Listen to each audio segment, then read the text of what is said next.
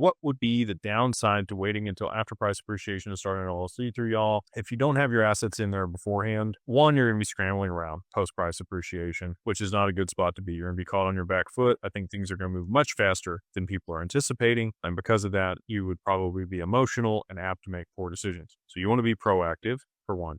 Two, seasoning in bank accounts. And it's a business bank account versus a personal bank account. Let's say you liquidate 7 figures in crypto and you're excited. You're going to send it to your bank account and then they flag it and they freeze it. You don't get access to it. And now you've got to hire an attorney with what money? Which you don't have the money for the attorney to be able to hire to, send the letter to the bank and let them know you're going to sue them to make sure that your account gets unlocked. It's just not a good position to be in. If you've had a bank account for 3 to 6 months associated with your LLC, you're going to be much less likely to get flagged or frozen when you send large amounts of money there.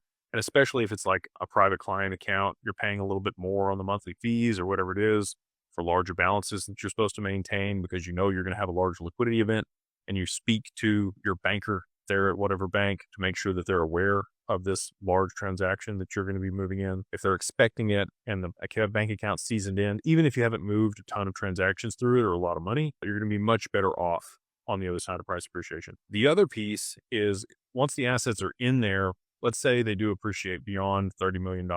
You're not going to have to worry about the taxes, even if you waited. If you do it the right way, moving the assets in there aren't a problem. But if you wanted to gift them out of the LLC into a trust, you're going to want to gift small portions of equity of that LLC and get a 409A valuation done on it. That's going to squeeze the value of the assets down so you can gift more out of your taxable estate. Most people are going to have a trust and an LLC outside the trust and keep a portion of their assets in the LLC outside of the trust to tax arbitrage the trust. And the way that works is any revenue that's more than $15,000 inside of a trust, when you tax at 37.5%, unless you're working with these crazy people that say they defer taxes in perpetuity or you're able to evade taxes with this type of trust. Don't trust those people.